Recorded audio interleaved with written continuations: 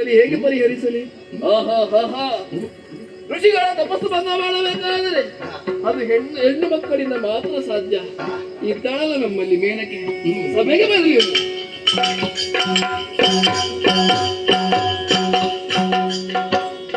ಸುರಪಾಲ, ಸುರಪೀಠಕ್ಕೆ ಮೇನಕೆ ಅಭಿವಂದನೆಗಳು. ಶುಭವಾಗಲಿ. ನನ್ನದಾದಂತಹ ಕೈಂಕರ್ಯವನ್ನು ಪೂರೈಸಿಕೊಂಡು ವಿಶ್ರಾಂತಿ ನಿಲೆಯನ್ನು ಸೇರಿದ ಕ್ಷಣವೇ ಮರಳಿ ಮೇನಕ್ಕೆ ಸಭೆಗೆ ಬರಲಿ ಎನ್ನುವಂತ ಆಜ್ಞೆ ಆಯಿತು. ಆಜ್ಞೆಯನ್ನು ಪಾಲಿಸಿ ನೇರವಾಗಿ ಬಂದಿದ್ದೇನೆ. ನನ್ನಿಂದ ಏನಾಗಬೇಕು ಸಕಲ ವಿಚಾರವನ್ನು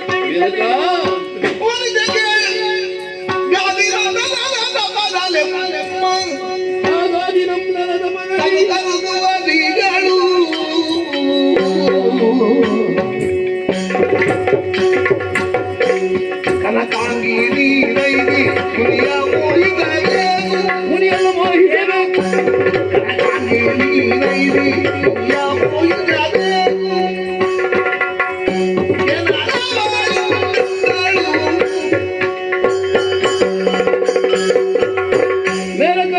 ಮನಸ್ಸರಣಿಯನೇ ನಾಟ್ಯವನ್ನು ಮಾಡಿ ನೀನು ಮರಳಿ ಹೋದವಳು ಇದ್ದೀಯ. ಹೌದು, ಇವತ್ತಿಗೆ ಮರಳಿಯನ್ನು ಕರೆಸಿದವನು ನಾನು. ಕಾರಣ ಏನು ಅಂತ ಗೊತ್ತಾಗ್ಲಿಲ್ಲ. ಕರೆಸುವುದಕ್ಕೆ ಬಲವಾದಂತಹ ಕಾರಣ ಇದೆ. ಯಾವುದು? ಒಮ್ಮೆ ಸುತ್ತೆಲ್ಲ ಗಮನಿಸಿ ನೋಡಂತೆ. ಬದಲಾವಣೆ ನಮ್ಮವರ ತೊಳಲಾಟವನ್ನು ಗಮನಿಸುತ್ತಾ ಇದ್ದೀಯ. ಹೌದಪ್ಪ. ಇದು ಹೇಗೆ ಆಯಿತು? ಧರೆಯಲ್ಲಿ ಕೌಶಿಕರೆಂಬ ಮುನಿಯು ಘೋರವಾದಂತಹ ತಪಸ್ಸನ್ನು ಆಚರಿಸುತ್ತಾ ಇದ್ದಾನೆ. ಸರಿ. ತಪಸ್ಸಿನ ಜ್ವಾಲೆಯ ಪರಿಣಾಮದಿಂದಾಗಿ ಈ ರೀತಿ ವ್ಯತಿರಿಕ್ತವಾದಂತಹ ಪರಿಣಾಮವಾಗುತ್ತಾ ಇದೆ. ಓಹೋ. ಅದಕ್ಕಾಗಿ ಒಂದು ಭಿನ್ನ ನಿನ್ನಲ್ಲಿ ವಿನಂತಿಯನ್ನು ಮಾಡುತ್ತಾ ಇದ್ದೇನೆ. ವಿನಂತಿ? ನೀನು ಈಗಿಂದೀಗಲೇ ಧರೆಗೆ ತೆರಳಿ ಆತನ ತಪಸ್ಸನ್ನು ಕೆಡಿಸಬೇಕು. ಒಂದು ಮಾತಿಗೆ ಅವಕಾಶ ಸಕಲ ಸುಗುಣ ಸಾಂದ್ರ ಸುರಪ್ಪ ಎಲ್ಲ ವಚನವನ್ನು ಅರಿತು ತಿಳಿದೇಂದ್ರ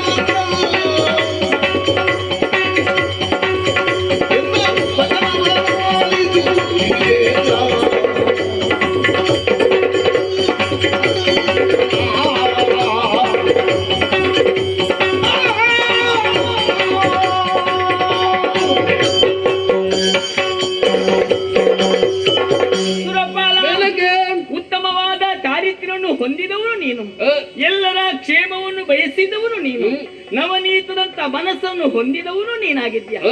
ಪರರಿಗೆ ಬಂದ ಕಷ್ಟವನ್ನು ಅವರಿಗೆ ಬಂದ ಕಷ್ಟವಲ್ಲ, ನನಗೊದಗಿ ಬಂದ ಕಷ್ಟವೆಂಬುದಾಗಿ ಭಾವಿಸಿ ಆ ಕಷ್ಟದ ನಿವಾರಣೆ ಬಗ್ಗೆ ಚಿಂತಿಸುವವನು, ಚಿಂತನೆ ಮಾಡುವವನು ನೀನಾಗಿದ್ಯಾ. ಈ ಸಮಯದಲ್ಲಿ ಗಾಂಧಿ ನಂದನ ಕೌಶಿಕನ ತಪಸ್ಸನ್ನು ಕೆಡಿಸುವುದಕ್ಕೆ ಬೇಕಾಗಿ ನೀನು ನೇರವಾಗಿ ಭೂಲೋಕಕ್ಕೆ ಹೋಗಬೇಕು. ಆ ವಿಚಾರವನ್ನು ನೀನು ಹೇಳಿದ್ಯಾ. ಆ ಗಾಂಧಿ ನಂದನ ಸಾಮಾನ್ಯ ಎಂಬುದಾಗಿ ಭಾವಿಸಿಕೊಂಡೆಯ ಅಸಾಮಾನ್ಯವಾದಂತ ವ್ಯಕ್ತಿತ್ವವನ್ನು ಹೊಂದಿದವನಿದ್ದ. ಈಗ ಯೋಚನೆ ಮಾಡು, ವಿಟ ಪುರುಷರ ಮನಸ್ಸನ್ನು ಅರೆಗಣ್ಣ ನೋಟದಿಂದ ನಾವು ಕರ್ಷಿಸುವುದಕ್ಕೆ ಸಾಧ್ಯ ಉಂಟು, ಆದ್ರೆ ಆತ ಸಾಮಾನ್ಯ ಎಂಬುದಾಗಿ ಭಾವಿಸಿಕೊಂಡೆಯ ಇದನ್ನೆಲ್ಲ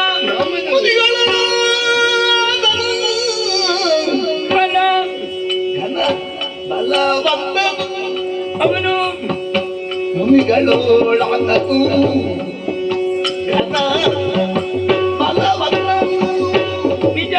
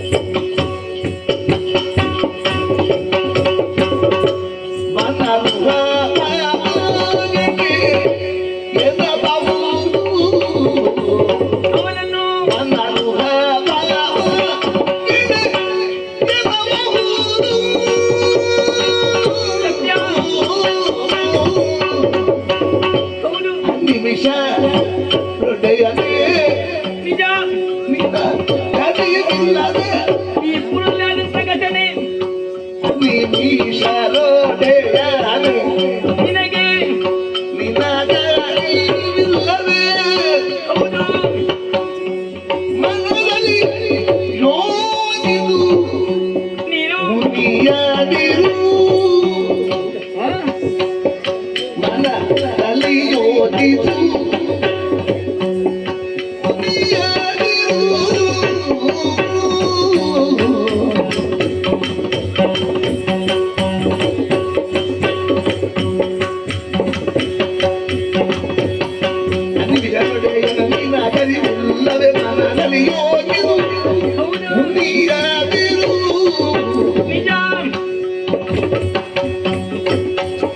ಮುನಿಗಳೋಳಾತನು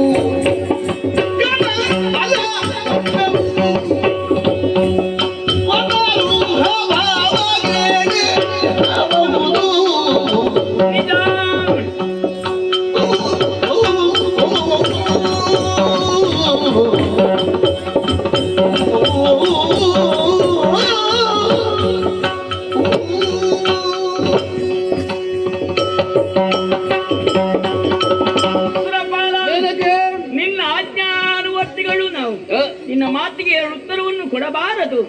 ಆದರೆ ಈ ಸಮಯದಲ್ಲಿ ನೀನು ಆಡುತ್ತಿರುವಂತ ಮಾತುಗಳನ್ನು ಕೇಳಿದಾಗ ನನಗೆ ಒಂದು ವಿಚಾರದಲ್ಲಿ ಬೇಸರವೂ ಆಗುತ್ತಾ ಇದೆ, ಮತ್ತೊಂದು ವಿಚಾರದಲ್ಲಿ ಆಶ್ಚರ್ಯವೂ ಆಗುತ್ತಾ ಇದೆ. ಆ ಮುನಿಯ ತಪಸ್ಸನ್ನು ಕೆಡಿಸು ಸುಲಭವಾಗಿ ಹೇಳಿಬಿಟ್ಟಿಯಲ್ಲ. ಅವ ಸಾಮಾನ್ಯ ಮುನಿ ಅಲ್ವೇ? ಬೇಸರ ಯಾಕೆ? ನಾನು ಈ ಲೋಕದಲ್ಲಿದ್ದುಕೊಂಡು ನಿನಗೇನಾದರೂ ತೊಂದರೆ ಆಯ್ತು ಆ ವಿಚಾರವಾಗಿ ಒಂದು ವಿಧಾನದಿಂದ ಯೋಚಿಸ್ತಾ ಇದ್ದೇನೆ. ಮತ್ತೊಂದು ಆಶ್ಚರ್ಯ, ಆತನ ತಪಸ್ಸನ್ನು ಕೆಡಿಸುವುದಕ್ಕೆ ಮೇನಕೆಯಾದಂತ ನನ್ನಿಂದ ಸಾಧ್ಯವೇ? ಆ ಬಗ್ಗೆ ಯೋಚಿಸಿದಾಗ ಈ ಮಾತನ್ನು ಹೇಳುತ್ತಾ ಇದ್ದೇನೆ. ಮುನಿಗಳಲ್ಲಿ ಶ್ರೇಷ್ಠನಿದ್ದಾನೆ, ಕಡೆ ದಿಕ್ಕಿನ ಒಡೆಯನಾದಂತ ಪ್ರಭು ಪರಮೇಶ್ವರ ಒಂದೆಮ್ಮೆಗೆ ಎದುರಾದರೂ ಕೂಡ ಆತನಲ್ಲಿ ಶ್ರಮಜಲವನ್ನು ಸುರಿಸುವಂತ ಸಾಮರ್ಥ್ಯವನ್ನು ಹೊಂದಿದವನ್ನೇ ಘನ ಸಾಧಕನಿದ್ದಾನೆ. ಈ ಸಮಯದಲ್ಲಿ ಆತನ ವಿಚಾರವಾಗಿ ನಾನು ತಪಸ್ಸನ್ನು ಕೆಡಿಸುವುದಕ್ಕೆ ಹೋದಂತಾದ್ರೆ ಖಂಡಿತವಾಗಿ ಕೋಪಗೊಂಡಂತ ಆತ ನನ್ನನ್ನು ಭಸ್ಮಗೊಳಿಸುವುದಕ್ಕೆ ಸಾಧ್ಯತೆ ಉಂಟು. ಅದು ಒಂದು ಏನು ನಿನಗೀಗ ಭಯ ಆಗ್ತಾ ಉಂಟು ಹೋಗುವುದಕ್ಕೆ ಭಯ ಪಡಬೇಕು.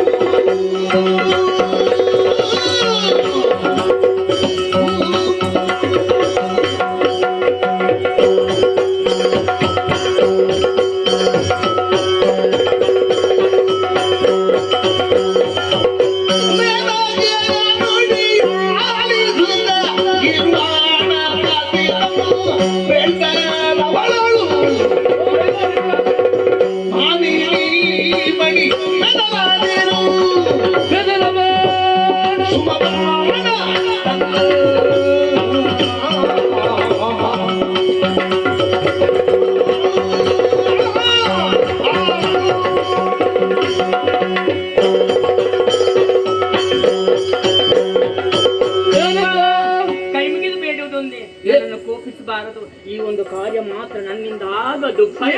ಯಾಕೆ ಭಯ ಪಡುತ್ತಾ ಇದ್ದೀಯ? ನೀನು ಭಯ ಪಡಬೇಕಾದ ಅವಶ್ಯಕತೆ ಇಲ್ಲ.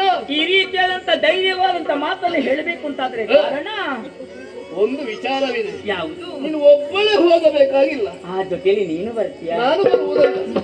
ಕುಸುಮಾವತಿಯಲ್ಲಿರುವಂತಹ ಮನ್ಮಥ ನಿನ್ನ ಜೊತೆಗೆ ಬರುತ್ತಾನೆ. ಆತನು ನೀವಿಬ್ಬರು ಜೊತೆಗೂಡಿಕೊಂಡು ಹೋಗಿ ಆ ಕೌಶಿಕನ ತಪಸ್ಸನ್ನು ಕೆಡಿಸಬೇಕು. ಸರಿ, ಅದಕ್ಕಾಗಿ ನಾವು ಇಲ್ಲಿರುವುದಲ್ಲ. ಅಲ್ಲ, ಈಗಲೇ ನಮ್ಮ ಪಯಣ